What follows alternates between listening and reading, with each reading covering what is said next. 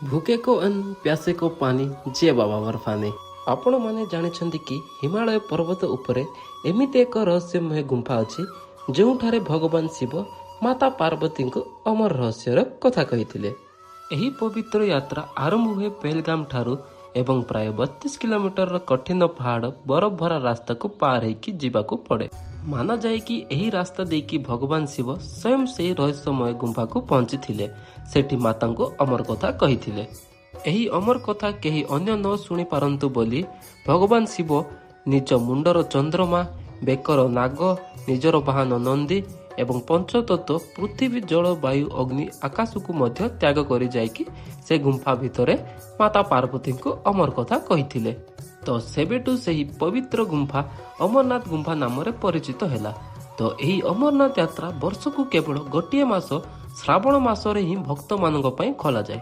ତ ଆପଣମାନେ ବି ଯଦି ଏହି ପବିତ୍ର ଅମରନାଥ ଯାତ୍ରା କରିବାକୁ ଚାହୁଁଛନ୍ତି ତ ଏହି ଭିଡ଼ିଓଟିକୁ ଏଣ୍ଡ ପର୍ଯ୍ୟନ୍ତ ଦେଖନ୍ତୁ। ଏହି ଭିଡ଼ିଓରେ ମୁଁ ଆପଣମାନେ ଅମରନାଥ ଯାତ୍ରା କିପରି କରିବେ ସେହି ବିଷୟରେ କମ୍ପ୍ଲିଟ୍ ଇନଫର୍ମେସନ୍ ଦେବା ପାଇଁ ଚେଷ୍ଟା କରିବି। ତ ଓଡ଼ିଶାର ଟ୍ରେନ୍ ମାଧ୍ୟମରେ ମୁଁ ଆସି ପହଞ୍ଚିଥିଲି Jammu Tawi railway station. Jammu Tawi railway station ପହଞ୍ଚି ସାରିଲା ପରେ ପ୍ରଥମ କାମ କରିବାକୁ ପଡ଼ିବ, ଆପଣ ଯେଉଁ ଅନଲାଇନ୍ ପାସ୍ କାଢ଼ିଥିବେ ସେହି ପାସ୍କୁ ଦେଖେଇକି ଯାତ୍ରା RFID କାର୍ଡ଼ ନେବାକୁ ପଡ଼ିବ, ଯାହାକି ଆପଣଙ୍କୁ ଜାମ୍ମୁତାୱି ରେଲୱେ ଷ୍ଟେସନର ଠିକ୍ ସାଇଡ଼୍ରେ ହିଁ ମିଳିଯିବ। ସେଇଠି ଆପଣଙ୍କୁ ଏମିତି ଗୋଟିଏ RFID କାର୍ଡ଼ ମିଳିବ, ଯେଉଁ RFID କାର୍ଡ଼ ବିନା ଆପଣ ଏହି ଅମରନାଥ ଯାତ୍ରା କରିପାରିବେ ନାହିଁ। ତ ଏହି RFID କାର୍ଡ଼ ନେଇକି ମୁଁ ପଳେଇ ଆସିଥିଲି ଜାମ୍ମୁତାୱିର ଭଗବତୀ ନଗର ବେସ୍ କ୍ୟାମ୍ପଠାରେ, ଯେଉଁଠାରେ କି ଆମକୁ ପେହେଲଗାମ ଏବଂ ବାଲତାଲ ପାଇଁ ବସ୍ ମିଳିବ, ଯେଉଁଥିରୁ ଆମର ଯାତ୍ରା ଆରମ୍ଭ ହେବ ଶ୍ରୀ ଅମରନାଥ ଯାତ୍ରା। ତ ଏହି ଯାତ୍ରା ଆପଣମାନେ ଚାହିଁଲେ ବାଲତାଲ ମାର୍ଗରୁ କରିପାରିବେ ଏବଂ ପେହେଲଗାମ ମାର୍ଗରୁ କରିପାରିବେ। ଦୁଇଟି ମାର୍ଗ ଅଛି, ଆପଣ ଚାହିଁଲେ ପେହେଲଗାମ ଆଡ଼ରୁ କରିପାରିବେ, ଚାହିଁଲେ ବାଲତାଲ ଆଡ଼ରୁ କରିପାରିବେ।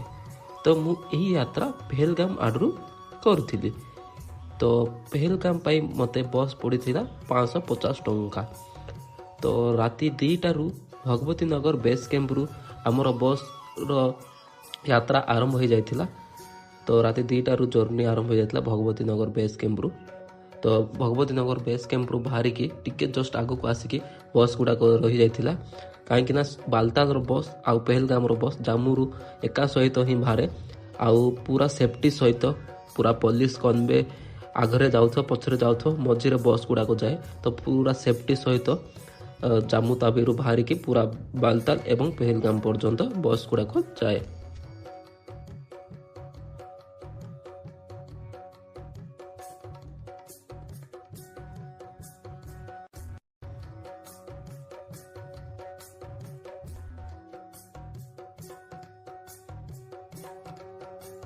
ତ ରାତି 2ଟାରୁ ବାହାରିକି ଆମେ ଆସିକି ଏବେ ପହଞ୍ଚି ଯାଇଥିଲୁ ବନିହାଲ ନାମକ ଏକ ଜାଗାରେ, ଯେଉଁଠିକି ସବୁ ଗାଡ଼ି ଗୁଡ଼ାକ ରଖା ହେଇଥିଲା, କାହିଁକିନା ସମସ୍ତେ ଏଇଠି ରହିକି ଭଣ୍ଡାରା ଗ୍ରହଣ କରିକି ଆଗକୁ ଯାତ୍ରା ଆରମ୍ଭ କରିଥିଲେ। ତ ଦେଖିପାରୁଥିବେ ବହୁତ ବଡ଼ ଭଣ୍ଡାରା ଅଛି। ଏଇଟା ହେଉଛି ବନିହାଲ ନାମକ ଜାଗା। ଏଇଠି ସବୁ ଗାଡ଼ି ଗୁଡ଼ାକ ଆସିକି ରହେ, ଏଇଠି ଭୋଜନ ଗ୍ରହଣ କରିକି ଆଉ ଥରେ ଯାତ୍ରା ଆରମ୍ଭ ହୁଏ। ତ ଏଇଠି ମୁଁ ଭୋଜନ ଗ୍ରହଣ କରିକି ପେହେଲଗାମ ପାଇଁ ଯାତ୍ରା ଆଉ ଥରେ ଆରମ୍ଭ କରିଥିଲି।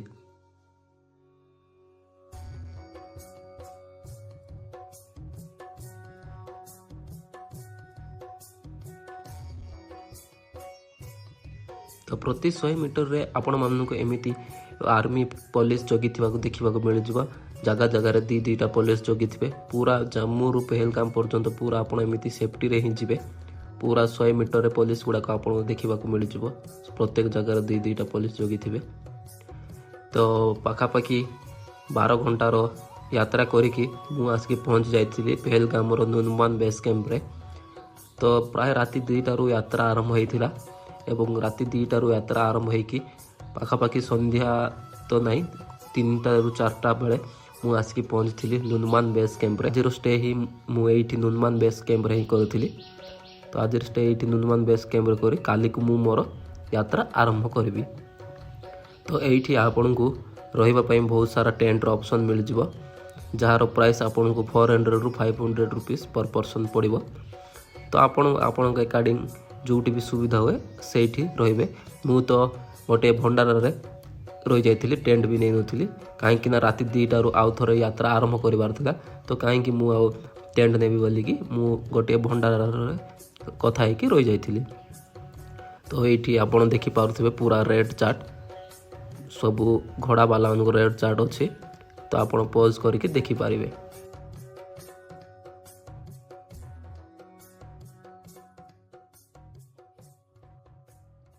ନୁନବାନ ବେସ୍ କ୍ୟାମ୍ପରେ ଆପଣଙ୍କୁ ଖାଇବାରେ କୌଣସି ଅସୁବିଧା ହେବନି, କାହିଁକିନା ଏଇଠି ବି ଆପଣଙ୍କୁ ଫ୍ରିରେ ଭଣ୍ଡାରା ମିଳିଯିବ। ଏଇଠି ବହୁତ ଭଣ୍ଡାରା ଗୁଡ଼ାକ ଅଛି, ପୁରା ଆପଣଙ୍କୁ ଖାଇବାର କୌଣସି ବି ଅସୁବିଧା ହେବନି ଏହି ଯାତ୍ରାରେ। ତ ଆପଣ ଏହି ଯାତ୍ରାରେ ଜାମ୍ମୁ ତାବିରୁ ଆରମ୍ଭ କରି ଅମରନାଥ ଯାତ୍ରା କରିକି ରିଟର୍ଣ୍ଣ ଜାମ୍ମୁ ପହଞ୍ଚିଲା ଯାଏଁ ଆପଣଙ୍କୁ ଖାଇବାରେ କୌଣସି ଅସୁବିଧା ହେବ ନାହିଁ। ତ ଆଜି ହେଉଛି ଅମରନାଥ ଯାତ୍ରାର ଡେ 2। ତ ରାତି 2ଟାରୁ ଉଠିକି ମୁଁ ଗାଧୁଆ ଫାଧୁଆ ହେଇକି ଫ୍ରେଶ୍ ହେଇକି ନୁନବାନ ବେସ୍ କ୍ୟାମ୍ପରେ ଲାଇନରେ ଲାଗି ଯାଇଥିଲି। କାହିଁକିନା ନୁନବାନ ବେସ୍ କ୍ୟାମ୍ପରୁ ଚନ୍ଦନବାଡ଼ି ଯିବା ପାଇଁ ରାତି 4ଟାରେ ଗେଟ୍ ଖୋଲାଯାଏ। ତ ମୁଁ ପାଖାପାଖି ରାତି 2ଟାରୁ ଉଠିକି ରେଡ଼ି ହେଇକି ନୁନବାନ ବେସ୍ କ୍ୟାମ୍ପରେ ଲାଇନରେ ଲାଗି ଯାଇଥିଲି। ତ ନୁନବାନ ବେସ୍ କ୍ୟାମ୍ପରୁ ଚନ୍ଦନବାଡ଼ିର ଦୂରତା ହେଉଛି 14 କିଲୋମିଟର, ଯାହାକି ଆମେ ସେୟାରିଂ ଟ୍ୟାକ୍ସି ମାଧ୍ୟମରେ ପର୍ ପର୍ସନ୍ 200 ରୁପିଜ୍ ଦେଇକି ଯାଇପାରିବା। ତ ସେୟାରିଂ ଟ୍ୟାକ୍ସି ମାଧ୍ୟମରେ ମୁଁ ଆସି ପହଞ୍ଚି ଯାଇଥିଲି ଚନ୍ଦନବାଡ଼ି ଗେଟ୍ରେ, ଯେଉଁଠିକୁ ଆମେ ଆମର ପେଦଲ ଯାତ୍ରା ଆରମ୍ଭ କରୁ। ତ ଏଇଠି ମୁଁ ପାଖାପାଖି 5:30ଟାରେ ପହଞ୍ଚି ଯାଇଥିଲି।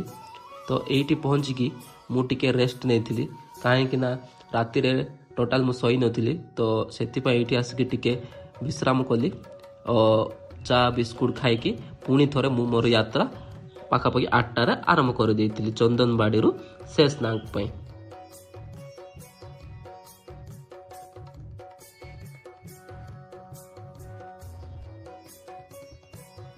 ତ ଏହି ଯାତ୍ରା ଚନ୍ଦନବାଡ଼ିରୁ ଆରମ୍ଭ ହୁଏ, ଯେଉଁଠିକୁ ଆମର ଚାଲିବା ଆରମ୍ଭ ହୋଇଥାଏ। ତ ଚନ୍ଦନବାଡ଼ିରୁ ଅମରନାଥ ଗୁମ୍ଫା ପର୍ଯ୍ୟନ୍ତ ଦୂରତା ହେଉଛି 32 କିଲୋମିଟର। ତ ପ୍ରଥମେ ଆମକୁ ଚନ୍ଦନବାଡ଼ିରୁ ଚାଲିବା ଆରମ୍ଭ କରିବାକୁ ପଡ଼ିବ। ତ ଚନ୍ଦନବାଡ଼ିରୁ ଦେନ୍ ପିସୁ ଟପ୍ ଯିବାକୁ ପଡ଼ିବ, ଯାହାର ଦୂରତା ରହିଛି 3 କିଲୋମିଟର। ଦେନ୍ ପିସୁ ଟପ୍ରୁ ଜଜିଲା ପାସ୍ ଯିବାକୁ ପଡ଼ିବ, ଯାହାର ଦୂରତା ରହିଛି 2 କିଲୋମିଟର। ଦେନ୍ ଜଜିପାଲରୁ ଶେଷନାଗ, ଯାହାର ଦୂରତା ରହିଛି 5 କିଲୋମିଟର। ଶେଷନାଗ ହେଉଛି ଆମର ପ୍ରଥମ ବେସ୍ କ୍ୟାମ୍ପ ଏହି ଯାତ୍ରାର, ଯେଉଁଠିକି ଆପଣଙ୍କୁ ରହିବା ଖାଇବାର ସୁବିଧା ମିଳିବ। ଦେନ୍ ଶେଷନାଗରୁ ଏମ୍ଜି ଟପ୍, ଯାହାର ଦୂରତା ହେଉଛି 4 କିଲୋମିଟର। ଦେନ୍ ଏମ୍ଜି ଟପ୍ରୁ ପଞ୍ଚତରଣୀ ହେଉଛି 10 କିଲୋମିଟର, ଯେଉଁଠିକି ଆପଣଙ୍କୁ ଦ୍ୱିତୀୟ ବେସ୍ କ୍ୟାମ୍ପ ଦେଖିବାକୁ ମିଳିଯିବ, ଯାହାର ନାଁ ହେଉଛି ପଞ୍ଚତରଣୀ। ସେଇଠି ବି ଆପଣଙ୍କୁ ରହିବା ଏବଂ ଖାଇବାର ସୁବିଧା ମିଳିଯିବ। ଦେନ୍ ପଞ୍ଚତରଣୀରୁ ଆପଣଙ୍କୁ ଅମରନାଥ ଗୁମ୍ଫାର ଦୂରତା କିଛି 11ରୁ 12 କିଲୋମିଟର ରହିଯିବ। ତ ଏ ରହିଛି ପେହେଲଗାମ ଆଡ଼ରୁ ଅମରନାଥ ଗୁମ୍ଫା ଯିବାର ରୁଟ୍ ମ୍ୟାପ୍। ତ ଆପଣ ଚନ୍ଦନବାଡ଼ି ଆସିବେ, ଦେନ୍ ଚନ୍ଦନବାଡ଼ିରୁ ଆପଣ ଆପଣଙ୍କର ଯାତ୍ରା ଆରମ୍ଭ କରିଦେବେ। ତ ମୁଁ ଏହି ଯାତ୍ରା ଚାଲିକି ହିଁ କରୁଛି, ଆପଣମାନେ ଚାହିଁଲେ ଘୋଡ଼ା ମାଧ୍ୟମରେ ବି ଏହି ଯାତ୍ରା କରିପାରିବେ। ବର୍ତ୍ତମାନ ମୁଁ ଏବେ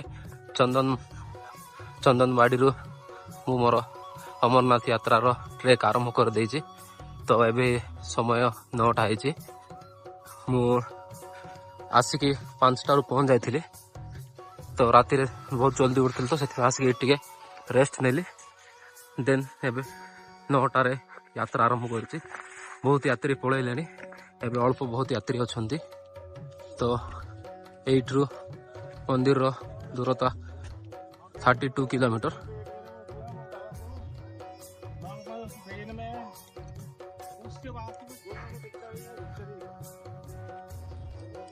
ତ ଏହି ଯାତ୍ରା ଆପଣମାନେ 2ଟା ମାର୍ଗରୁ କରିପାରିବେ, ଗୋଟେ ହେଉଛି ବାଲତାଲ ଆଉ ଗୋଟେ ପେହେଲଗାମ।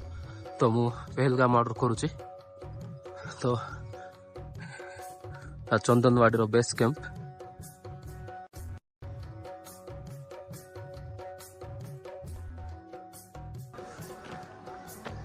ତ ପୁରା ଏ ପାହାଡ଼ଟା ଦେଖିପାରୁଥିବେ, ଏ ପାହାଡ଼ଟା ପୁରା ଚଢ଼ିକି ଯିବାର ଅଛି।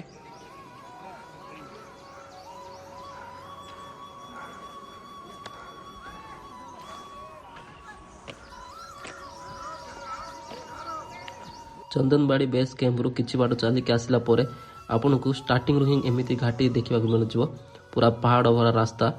ତ ଏଇଠି ଏମିତି ଚାଲିକି ଯିବାକୁ ପଡ଼ିବ। ତ 2ଟି ରାସ୍ତା ଅଛି, ଏ ରାସ୍ତାରେ ଆପଣ ଚାଲିକି ଯିବେ, ଆଉ ଗୋଟେ ପାହାଡ଼ ଆଡ଼େ ରାସ୍ତା ଅଛି, ସେଇ ରାସ୍ତାରେ ଘୋଡ଼ାବାଲା ଯିବେ।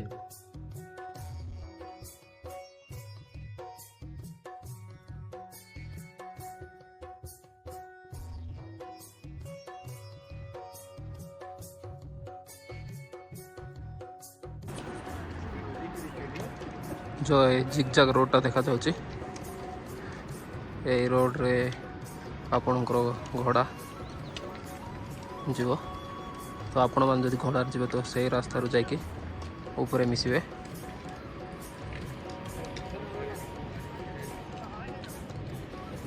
तो आउरी एमती पहाड़टा अच्छे पूरा ए पहाड़टा को चलिकी जावाक पड़ो खरा बहुत हो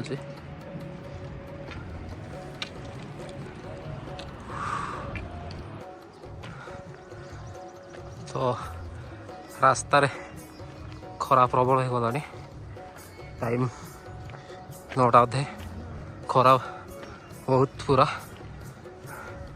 रास्ता देखिपे ये अच्छे तो से बेस कैंप रु चलिकी मो एति ऊपर पर्यटन पड़ा हालत पूरा खराब गरम को खरा भी बहुत हो तो सकाल 4टारू यात्रा आरंभ हो जाए सकाल 4टारू एंट्री होगा दिन 11टा पर्यंत से पर्यंत ही आपको एंट्री मिल तापर मिलनी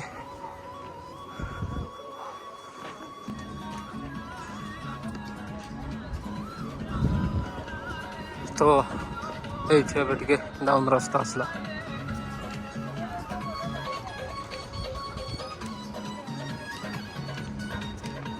तो से साइड रे जो रास्ता देखुं सेड़ा घोड़ा बाला मान रास्ताटा एड़ा नॉर्मल चलिकी जावाई यात्री मान रास्ता से रास्ताटा घोड़ा बाला मान पूरा ऊपर जाकि मिसिबो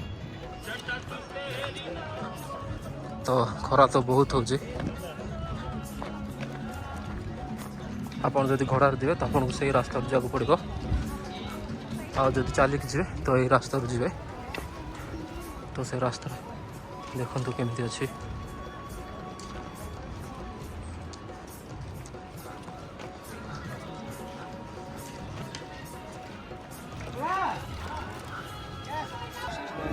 तो घोड़ा वाला रास्ता ये आसिक मिसी जाऊँगी दुईटा रास्ता ये मिसिक सिंगल हो जाऊँगी तो यहाँ पिसु टॉप ये पिसु टॉप पर्यटन बहुत आपको ये घाटी गुड़ा पूरा चढ़ी के आसक पड़ो तो मु पखापाखि पहुँच सारे पिसु टॉप तो ये ट्राक सब टॉप पॉइंट तो देखा तो आगू केमी रास्ता अच्छे घोड़ारे आसिले आपको ये मिसी जावाक पड़ो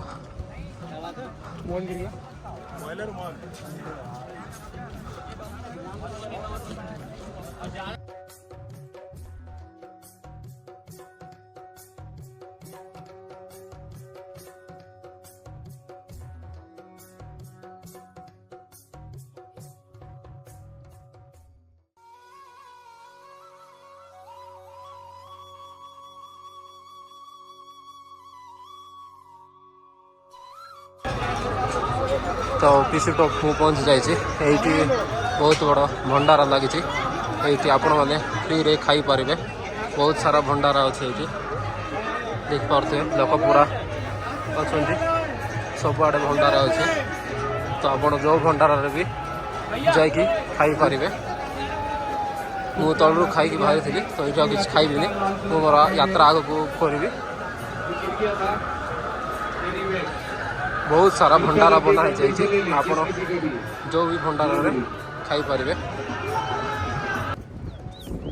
तो पिसु टॉप भंडारा मु 5-10 मिनट रेस्ट नहीं कि आउ थे आग यात्रा आरंभ कर देछि पिसु टॉप रु नेक्स्ट पॉइंट रहा शेषनाग जोटा कि 9 किलोमीटर अच्छी तो पिसु टॉप रु शेषनाग गोटे रूट रे घोड़ा एवं चलिकी जावाक पड़ो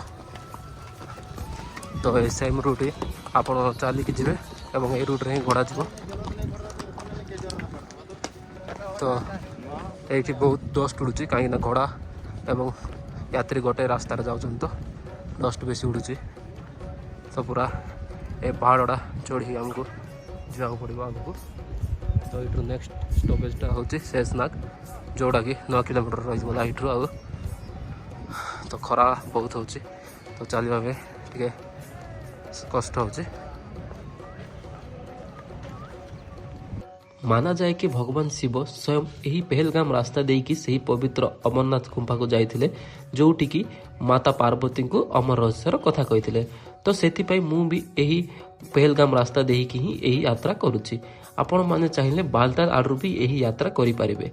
କିନ୍ତୁ ବାଲତାଲ ଆଡ଼େ ଗୋଟିଏ ସମସ୍ୟା ଅଛି, ଆପଣ ଯେଉଁ ଦିନ ଯାତ୍ରା ଆରମ୍ଭ କରିବେ ସେହିଦିନ ହିଁ ଅମରନାଥ ଗୁମ୍ଫା ଦର୍ଶନ କରିକି ସେମ୍ ଡେରେ ହିଁ ବାଲତାଲ ରିଟର୍ନ ହେବାକୁ ପଡ଼ିବ। ତ ଏହି ଜିନିଷଟିକୁ ଧ୍ୟାନ ରଖିବେ। କିନ୍ତୁ ପେହେଲଗାମ ଆଡ଼େ ଯଦି ଆପଣ ଯାତ୍ରା କରିବେ ଦେନ୍ ଆପଣ 2 ଦିନ କିମ୍ବା 3 ଦିନର ମଧ୍ୟ ଅମରନାଥ ଗୁମ୍ଫା ଦର୍ଶନ କରିକି ରିଟର୍ନ ହେଇପାରିବେ। ତ ଯାତ୍ରା ପୂର୍ବରୁ ଏ ଜିନିଷକୁ ଧ୍ୟାନ ରଖିବେ। ପେହେଲଗାମ ଆଡ଼ରୁ ଯଦି ଆପଣ ଯାତ୍ରା କରୁଛନ୍ତି ତ ଆପଣ ଜାଗା ଜାଗାରେ ରହିବା, ଖାଇବା, ମେଡ଼ିକାଲ କ୍ୟାମ୍ପ ସବୁ ସୁବିଧା ମିଳିଯିବ। ବାଲତାଲ ଆଡ଼ରୁ ବି ଆପଣଙ୍କୁ ମେଡ଼ିକାଲର ଏବଂ ଖାଇବାର ସୁବିଧା ମିଳିଯିବ, କିନ୍ତୁ ରହିବାର କୌଣସି ସୁବିଧା ସେକାନି ନାହିଁ। ତ ପ୍ରାୟ ଲୋକ ପେହେଲଗାମ ଆଡ଼ରୁ ହିଁ ଯାତ୍ରା ଆରମ୍ଭ କରନ୍ତି ଏବଂ ବାଲତାଲ ଆଡ଼ରୁ ଓହ୍ଲିକି ସମାପ୍ତ କରନ୍ତି। ତ ମୁଁ ବି ସେମିତି ହିଁ କରିଥିଲି। ପେହେଲଗାମ ଆଡ଼ରୁ ଯାତ୍ରା କରୁଥିଲି ଏବଂ ବାଲତାଲ ଆଡ଼ରୁ ଓହ୍ଲିଥିଲି। ତ ଆପଣମାନେ ବି ଚାହିଁଲେ ପେହେଲଗାମ ଆଡ଼ରୁ ଯାତ୍ରା ଆରମ୍ଭ କରି ବାଲତାଲ ଆଡ଼େ ସମାପ୍ତ କରିପାରିବେ। ବାଲତାଲ ଆଡ଼େ ଯାତ୍ରା 14 କିଲୋମିଟର, ସେଥିପାଇଁ ସେମ୍ ଡେ ହିଁ ଆପଣଙ୍କୁ ରିଟର୍ନ କରିବାକୁ ପଡ଼ିବ, କାହିଁକିନା ରାସ୍ତାରେ କୌଣସି ରହିବାର ସୁବିଧା ନାହିଁ। ତ ଆପଣ ସେମ୍ ଡେ ହିଁ ରିଟର୍ନ ହେବାକୁ ପଡ଼ିବ। କିନ୍ତୁ ପେହେଲଗାମ ଆଡ଼େ ଯଦି ଆପଣ ଯାତ୍ରା କରୁଛନ୍ତି ଦେନ୍ ଆପଣ 2ରୁ 3 ଦିନ ଭିତରେ ଆପଣ ଯାତ୍ରା କମ୍ପ୍ଲିଟ୍ କରିପାରିବେ। ତ ଆପଣ ଆପଣଙ୍କ ଆକର୍ଡ଼ିଂ ଯେଉଁଟା ସୁବିଧା ହେବ ସେପଟେ ଯାତ୍ରା କରିବେ। ଯଦି ବାଲତାଲ ଆଡ଼ରୁ କରୁଛନ୍ତି ଦେନ୍ ସେମ୍ ଡେ ହିଁ ଯାତ୍ରା କରିକି ସେମ୍ ଡେ ହିଁ ରିଟର୍ନ ହେବାକୁ ପଡ଼ିବ, କାହିଁକିନା ସେପଟେ 14 କିଲୋମିଟର ଯାତ୍ରା ରହେ। ଆଉ ଯଦି ଆପଣ ପେହେଲଗାମ ଆଡ଼ରୁ କରୁଛନ୍ତି ଦେନ୍ ଆପଣ 32 କିଲୋମିଟର ଯାତ୍ରା ରହିବ, ଯେଉଁଟାକି ଆପଣ 2ରୁ 3 ଦିନ ମଧ୍ୟରେ କମ୍ପ୍ଲିଟ୍ କରିପାରିବେ। ତ ଆପଣ ଯଦି ଚାହିଁବେ ବାଲତାଲ ଆଡ଼ରୁ ମଧ୍ୟ ବି ଏହି ଯାତ୍ରା କରିପାରିବେ ଏବଂ ପେହେଲଗାମ ଆଡ଼େ ସମାପ୍ତ କରିପାରିବେ। ନାହିଁ ଯଦି ଆପଣ ପେହେଲଗାମ ଆଡ଼େ ଆରମ୍ଭ କରି ବାଲତାଲ ଆଡ଼େ ବି ସମାପ୍ତ କରିପାରିବେ।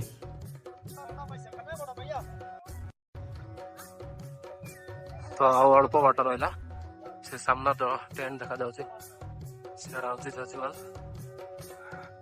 ତ ରାସ୍ତାରେ ବହୁତ ଡଷ୍ଟ ଉଡୁଛି।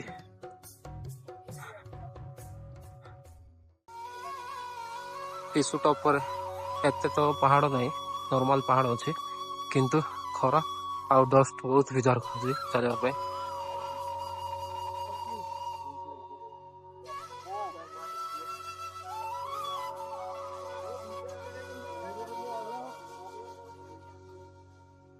ତ ପିସୁ ଟପରୁ ଆସିକି ଏବେ ମୁଁ ଜଜିପାଲ ପହଞ୍ଚି ଯାଇଛି, ଯାହାକି 2ରୁ 2.5 କିଲୋମିଟର ରାସ୍ତା ରହିଛି। ତ ଏଇଠି ବି ଦେଖିପାରୁଥିବେ ଆପଣଙ୍କୁ ବହୁତ ସାରା ଭଣ୍ଡାର ଦେଖିବାକୁ ମିଳିଯିବ। ଭଣ୍ଡାରରେ ସବୁ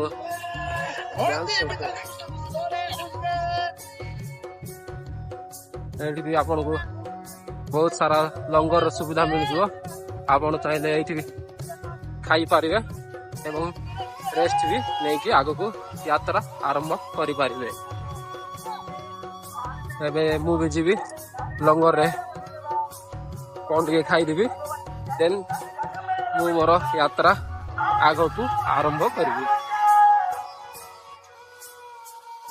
ତ ଜଜିପାଲରେ ମୁଁ ଭଣ୍ଡାରେ ଖାଇକି ଆଗକୁ ଯାତ୍ରା ଆରମ୍ଭ କରିଦେଇଛି। ଏବେ ଡାଇରେକ୍ଟ ଏଇଠୁ ଜଜିପାଲରୁ ମୁଁ ଯିବି ଶେଷନାଗ, ଯୋଉଟାକି ଏଇଠୁ 5ରୁ 6 କିଲୋମିଟର ରହିଯାଇଛି। ତ ଏଇଠି ବହୁତ ସାରା ଭଣ୍ଡାରା ଅଛି, ଆଉ ଭଣ୍ଡାରରେ ବି ବହୁତ ସାରା ଆଇଟମ୍ ଆପଣଙ୍କୁ ଖାଇବାକୁ ମିଳିବ। ଜାଗା ଜାଗାରେ ବହୁତ ସାରା ଭଣ୍ଡାରା ବନା ହେଇଛି, ଆପଣ ଯୋଉଠି ବି ଚାହିଁଲେ ଖାଇପାରିବେ।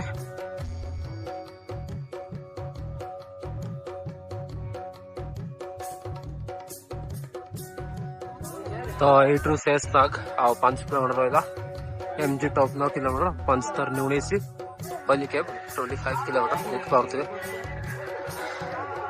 ରାସ୍ତାର କଣ୍ଡିସନ ତ ବହୁତ ଖରାପ।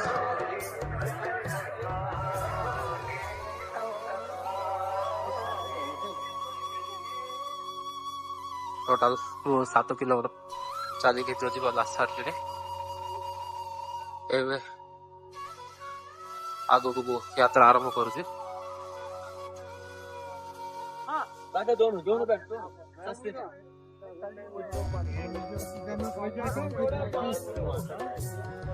ପୁରା ଏଇ ସର୍କଲଟା ଚଢିକି ଉପର ଯିବାର ଅଛି।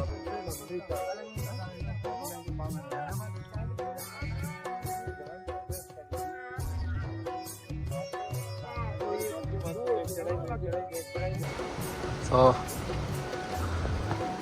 ଦେଖିପାରୁଥିବେ ଏବେ ରାସ୍ତା ପୁରା ଛୋଟ ହେଇଯାଇଛି ଜଜିବାଜରୁ ଶେଷନାଗ ପର୍ଯ୍ୟନ୍ତ ପୁରା ଆଉ ଥରେ ଘାଟି ଷ୍ଟାର୍ଟ ହେଇଯାଇଛି ଏମିତି ପୁରା ବୁଲିକି ପୌରାଣିକ କଥା ଅନୁଯାୟୀ ମାତା ପାର୍ବତୀ ମହାଦେବ ଶିବଙ୍କୁ ପଚାରିଥିଲେ ଭଗବାନ ଆପଣ ଅମର କେମିତି? ତ ସେହି ଅମର ରହସ୍ୟର କଥା କହିବା ପାଇଁ ଭଗବାନ ମାତା ପାର୍ବତୀଙ୍କୁ ଏକ ଗୁମ୍ଫା ମଧ୍ୟକୁ ନେଇକି ଯାଇଥିଲେ ଏବଂ ସେହି ଅମର ରହସ୍ୟର କଥା ମାତା ପାର୍ବତୀଙ୍କ ଛଡ଼ା ଆଉ କେହି ନ ଶୁଣନ୍ତୁ ସେଥିପାଇଁ ସେ ନିଜର ବାହନ ନନ୍ଦୀକୁ ପେହେଲଗାମରେ, ନିଜ ମୁଣ୍ଡର ଚନ୍ଦ୍ରମାକୁ ଚନ୍ଦନବାଡ଼ିରେ ଏବଂ ବେକର ନାଗକୁ ଶେଷ ନାଗରେ ତ୍ୟାଗ କରିକି ସେହି ଗୁମ୍ଫାକୁ ଯାଇଥିଲେ ଏବଂ ସେଇଠି ମାତା ପାର୍ବତୀଙ୍କୁ ଅମର ରହସ୍ୟର କଥା କହିଥିଲେ। ତ ମହାଦେବ ସେହି ଗୁମ୍ଫାରେ ପହଞ୍ଚିକି ମାତା ପାର୍ବତୀଙ୍କୁ ଅମର ରହସ୍ୟର କଥା କହିବା ଆରମ୍ଭ କରିଦେଇଥିଲେ। ତ ସେଇ ଅମର ରହସ୍ୟ କଥା କହିବା ସମୟରେ ସେଇ ଗୁମ୍ଫାରେ ଦୁଇଟା ପାରା ଥିଲେ ଯିଏକି ସେଇ ଅମର ରହସ୍ୟର ପୁରା କଥା ଶୁଣି ଦେଇଥିଲେ। ତ ମାନାଯାଏ କି ଏବେ ବି ମଧ୍ୟ ସେଇ ଅମରନାଥ ଗୁମ୍ଫାରେ ସେଇ ପାରା ଯୋଡ଼ା ଦେଖିବାକୁ ମିଳେ। ତ ଏମିତି ରହିଛି କିଛି ସେଇ ଅମରନାଥ ଗୁମ୍ଫାର ପବିତ୍ରତା ଓ ମାନ୍ୟତା।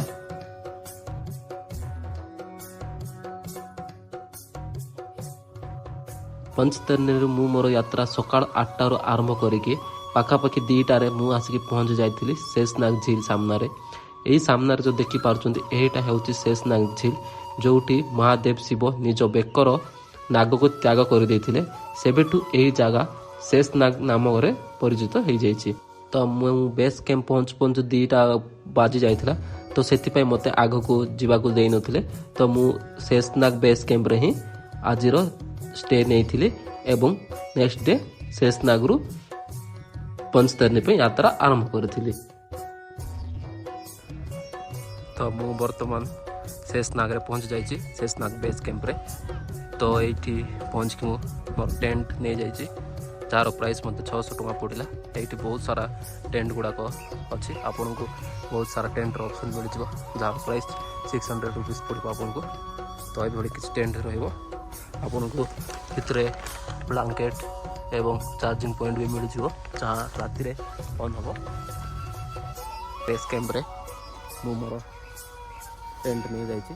ତ ଗୋଟେ ଜିନିଷ ଧ୍ୟାନ ରଖିବେ, ଆପଣମାନେ ଆସିଲା ବେଳେ ଟ୍ରାଏ କରିବେ 2ଟା ପୂର୍ବରୁ ଶେଷନାଗ ପହଞ୍ଚିବା ପାଇଁ, କାହିଁକିନା 2ଟା ପରେ ଶେଷନାଗ ଆଗକୁ ଆପଣଙ୍କୁ ଏଣ୍ଟ୍ରି ମିଳିବ ନାହିଁ। ଆପଣଙ୍କୁ ଆର୍ମିବାଲା ଆଗକୁ ଏଣ୍ଟ୍ରି ଦେବେ ନାହିଁ, କାହିଁକିନା 2ଟା ପରେ ଆଗକୁ ଯିବାର ଅନୁମତି ନାହିଁ। ତ ଆପଣ ଯଦି 2ଟା ପୂର୍ବରୁ ହିଁ ପହଞ୍ଚିବେ ଶେଷନାଗ, ଦେନ୍ ଆପଣଙ୍କୁ ଆଗକୁ ଯିବାକୁ ମିଳିବ। ତ ମୁଁ 2ଟା ପରେ ପହଞ୍ଚିଥିଲି, ତ ମୋତେ ଆଗକୁ ଯିବାକୁ ମିଳିଲାନି। ତ ମୁଁ ଏଇଠି ଟେଣ୍ଟ ନେଇଯାଇଥିଲି।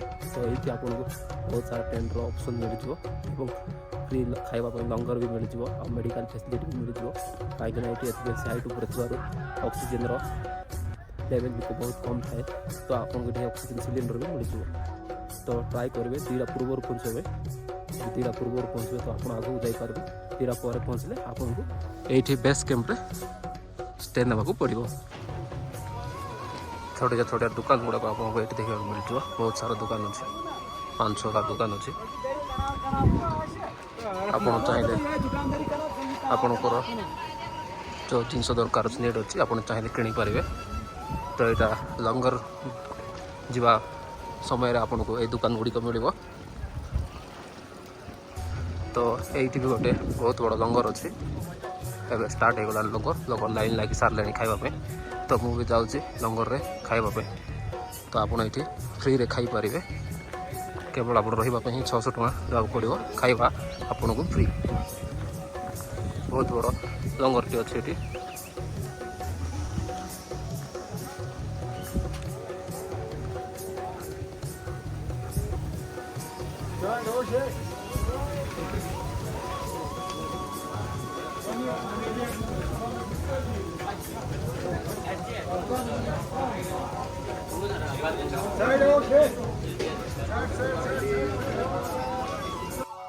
ଏହି ଯାତ୍ରାରେ ଆପଣମାନଙ୍କୁ ଖାଇବାରେ କୌଣସି ଅସୁବିଧା ହେବ ନାହିଁ, କାହିଁକିନା ଜାଗାରେ ଭଣ୍ଡାରା ଦେଖିବାକୁ ମିଳିଯିବ ଏବଂ ବହୁତ ସ୍ୱାଦିଷ୍ଟ ଖାଦ୍ୟ ବି ଆପଣଙ୍କୁ ଖାଇବାକୁ ମିଳିଯିବ।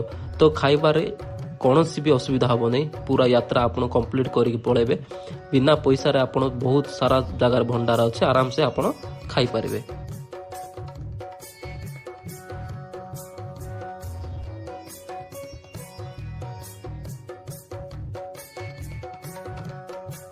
तो आज हूँ अमरनाथ यात्रार डे 2। तो आम सकाल सकाल उठिकी शेषनाग बेस कैंप्रु आमे आमर यात्रा पंचतरणी आरंभ कर देथिलु। तो शेषनाग बेस कैंप्रु पंचतरणी दूरता किसी 12 ରୁ 15 किलोमीटर रही।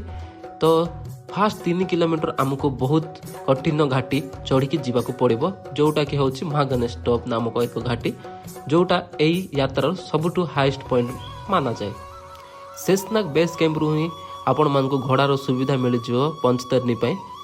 तो यू पूरा घोड़ा वाला मैंने भी आपन को लेकिन जाइए पंचतरणी। आपड़ जदि चलबार असमर्थ देन आप घोड़ा माध्यम पंचतरणी को जाइपारे।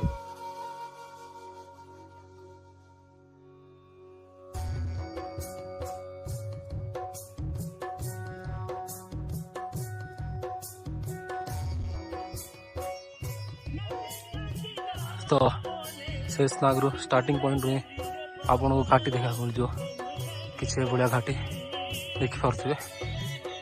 तो दुई साइड रास्ता अच्छे, लोक तो से पटू आसुँच। 8 ରୁ 4 किलोमीटर पूरा टॉप एमती ही घाटी रही। देन नॉर्मल रास्ता आसो। ये घोड़ा वाला भी चलते, तो टिके चलिया कष्ट हो जाए।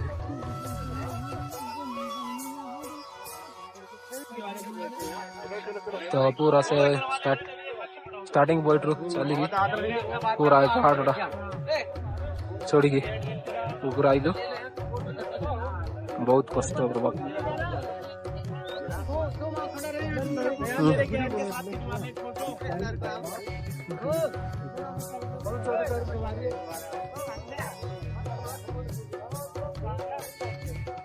शेषनाग बेस कैंप्रु 4 किलोमीटर एमजी टॉप पूरा बहुत घाटी देखा मिल जाव। एमजी टॉप टी हूँ यही यात्रार सबुठु हाईएस्ट पॉइंट। तो 2 घंटा लगे आमको ये पहुँचापी। तो एमजी टॉप पर्यंत आपको बहुत डिफिकल्ट फेस करा पड़ो, कहीं पूरा घाटी ही घाटी। तो 2 घंटा चलिकी आम एमजी टॉप पहुँची। देन एमजी टॉप पर आपन को पूरा डाउन रास्ता देखा मिल जाव पंचतरणी पर्यंत। तो एमजी टॉप ही आसो जाए आपन को बहुत कष्ट लगे। देन एमजी टॉप रु पंचतरणी जाए आप आराम से चलिकी जाइपारे। एमजी टॉप को क्रॉस करी आमे पहुँच जाइलु पशुपति नामक जगार, जोटी की यही यात्रार सबुठु बड़ भंडार लगी।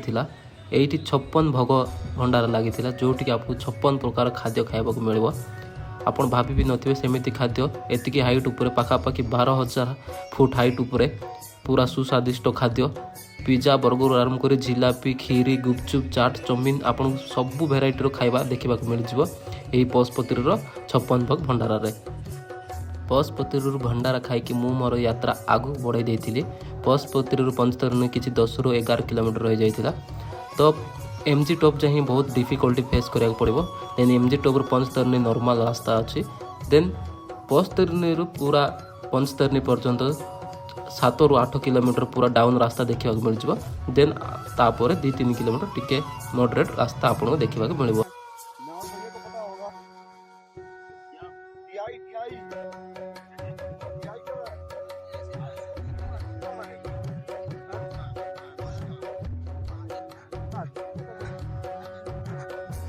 हालत पूरा खराब आहरी अच्छे बहुत दूर रास्ता।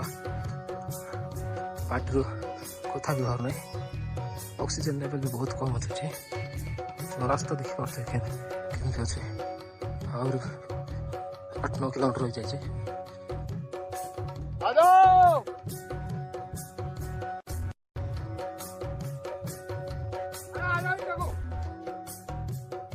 सकाल 7 आम आम यात्रा शेषनाग आरंभ करी पाखापाखि 4टा बाजिला आसिक आम पहुँचलु पंचतरणी। पंचतरणी पाखे पहुँचु पहुँचु जस्ट टिके पाखे ही पहुँचलु ही वर्षा पड़ा आरंभ है। तो आम आम रेनकोट नहीं, तो रेनकोट पिंधिकी आराम से यात्रा करी पंचतरणी पहुँच जाइलु। पंचतरणी में आपन को रही बहुत सारा टेंट ऑप्शन मिल जाव, jar price 600 rupees per person से माने चार्ज करेंगे। आपन को लाइटर भी सुविधा मिल जाव और नेटवर्क भी अच्छी पंचतरणी रे लाइट भी अच्छी। एवं एटी भी आपन को बहुत सारा भंडारा देखा मिल जाव। आपन ଏଇଠି ଆରାମସେ ଭଣ୍ଡାରରେ ଫ୍ରିରେ ଖାଇକି ଟେଣ୍ଟ ନେଇକି ରହିପାରିବେ। ତ ଆମେ ଜଲ୍ଦି ଖାଇକି ରେଷ୍ଟ ନେଇଯାଇଥିଲୁ, କାହିଁକିନା ଆହୁରି ପଞ୍ଚତରଣୀରୁ ଆହୁରି 8 କିଲୋମିଟର ରହିଯାଇଥିଲା ବାବା ଅମରନାଥଙ୍କ ଗୁଫା। ତ ଖାଇକି ଜଲ୍ଦି ରେଷ୍ଟ ନେଇଯାଇଥିଲୁ, କାହିଁକିନା ସକାଳୁ ଜଲ୍ଦି ଉଠିକି ଆଉ ଥରେ ଆମର ଯାତ୍ରା ଆଗକୁ ବଢ଼େଇବାର ଥିଲା। ପଞ୍ଚତରଣୀରୁ ମୁଁ ଆଗକୁ ଭିଡ଼ିଓ ବନେଇ ପାରିନଥିଲି, କାହିଁକିନା ମୋତେ ବହୁତ ଜ୍ୱର ହୋଇଯାଇଥିଲା। ତ ମୋ ଦେହରେ ଟୋଟାଲ୍ ଶକ୍ତି ବି ନଥିଲା ମୁଁ ଭିଡ଼ିଓ ବନେଇ ପାରିବି। ତ ମୁଁ ବହୁତ କଷ୍ଟରେ ପଞ୍ଚତରଣୀରୁ ଅମରନାଥ ଗୁମ୍ଫା ପର୍ଯ୍ୟନ୍ତ ଚାଲିକି ଯାଇଥିଲି। ପଞ୍ଚତରଣୀରୁ ଗୁମ୍ଫା ଆଡ଼କୁ ଗଲାବେଳେ 5ରୁ 6 କିଲୋମିଟର ବହୁତ ଟଫ୍ ଘାଟି ଦେଖିବାକୁ ମିଳିଯିବ। ମୋତେ ପୁରା 103 ଜ୍ୱର ଥିଲା। ମୁଁ ବହୁତ କଷ୍ଟରେ ଗୋଟେ ଟାଇମ୍ରେ ମୁଁ ହାର ବି ମାନି ଦେଇଥିଲି ଚାଲିକି ଯିବା ପାଇଁ। ତ ବହୁତ କଷ୍ଟରେ ମୁଁ ଧୀରେ ଧୀରେ ରହିକି ଭଗବାନଙ୍କୁ ଡାକି ଡାକି ଯେତେବେଳେ ଗୁମ୍ଫା ସାମ୍ନାରେ ପହଞ୍ଚିଥିଲି, ତ ମୋ ଶରୀରରୁ ସବୁ ଜ୍ୱର ପୀଡ଼ା କଷ୍ଟ ସବୁ ଦୂର ହୋଇଯାଇଥିଲା। ଯେତେବେଳେ ଗୁମ୍ଫା ମୋ ଆଖି ସାମ୍ନାରେ ଥିଲା, ମୋ ଆଖି ପୁରା ଭରି ଉଠିଥିଲା। ତ ଏହି ଯାତ୍ରା ତ ବହୁତ କଷ୍ଟ, ଏବଂ ବାବାଙ୍କ ଯାତ୍ରା କରିବାର ଅଛି ତ କଷ୍ଟ ତ ସହିବାକୁ ପଡ଼ିବ। ତ ଯେତେବେଳେ ମୁଁ ଫାଇନାଲି ଗୁମ୍ଫା ସାମ୍ନାରେ ପହଞ୍ଚିଥିଲି, ତ ଗୋଟେ ଅଜବ ଟାଇପ୍ର ଖୁସି ଆସିଥିଲା, ଯାହା ମୁଁ କହିବି ପାରିବିନି। ତ ବାବାଙ୍କ ଗୁମ୍ଫା ସାମ୍ନାରେ ପହଞ୍ଚିକି ଆମେ ପ୍ରଥମେ ଟିକେ ବ୍ୟାଗ୍ ଗୁଡ଼ାକ ରଖିଦେଇଥିଲୁ, ଦେନ୍ ଯାଇକି ସ୍ନାନ କରିନେଇଥିଲୁ, କାହିଁକିନା ଆମେ କାଲି ସ୍ନାନ କରିନଥିଲୁ। ତ ସେଥିପାଇଁ ଟିକେ ସ୍ନାନ କରିକି ବାବା ବରଫାନଙ୍କ ଦର୍ଶନ ପାଇଁ ଲାଇନରେ ଲାଗି ଯାଇଥିଲୁ। ପୁରା ଶ୍ରାବଣ ମାସ ବୋଲି ପୁରା ଭିଡ଼ ପ୍ରବଳ ହୋଇଯାଇଥିଲା ଗୁମ୍ଫା ସାମ୍ନାରେ। ତ ଆମେ ଯାଇକି ପ୍ରଥମେ ମୋବାଇଲ ଆଉ ବ୍ୟାଗ୍ ବଗେରା ରଖିକି ବାବାଙ୍କ ଦର୍ଶନ କରିକି ପଳେଇ ଆସିଥିଲୁ। ବାବାଙ୍କ ବହୁତ ବଢ଼ିଆ ସେ ଦର୍ଶନ ହେଇଥିଲା। ପୁରା ଲାଇନ୍ ସିଷ୍ଟମେଟିକ୍ ଅଛି। ଆରାମସେ ଗଲୁ, ବାବା ବରଫାନଙ୍କ ଦର୍ଶନ କରିଲୁ। ବାବା ବରଫ ଉପରେ ବିରାଜମାନ ଅଛନ୍ତି ଗୁମ୍ଫା ଭିତରେ, ଏବଂ ସେଇ ପାରା ଯୋଡ଼ା ବି ଦୁଇଟା ସେଇ ଗୁମ୍ଫା ମଧ୍ୟରେ ଏବେ ବି ଅଛନ୍ତି। ତ ବହୁତ ବଢ଼ିଆ ସେ ଦର୍ଶନ ହେଇଯାଇଥିଲା ବାବାଙ୍କ। ତ ଆପଣମାନେ ବି ଆସନ୍ତୁ, ବାବା ବରଫାନଙ୍କ ଏହି ସୁନ୍ଦର ଗୁମ୍ଫା ମଧ୍ୟରେ ବାବା ବରଫରେ ଲୀନ ହୋଇଛନ୍ତି। ବାବା ବରଫାନଙ୍କ ଦର୍ଶନ କରନ୍ତୁ, ଆଉ ବାବା ବରଫାନଙ୍କ ଆଶୀର୍ବାଦ ନେଇକି ଯାଆନ୍ତୁ। ତ ଆଶା କରୁଛି ଆପଣମାନଙ୍କୁ ଏହି ଭିଡ଼ିଓଟି ଭଲ ଲାଗିଥିବ। ଯଦି ଭିଡ଼ିଓଟି ଭଲ ଲାଗିଛି ଦେନ୍ ଚ୍ୟାନେଲକୁ ସବସ୍କ୍ରାଇବ୍ କରନ୍ତୁ, ଆଉ ମୋତେ ସପୋର୍ଟ କରନ୍ତୁ। ହର ହର ମହାଦେବ।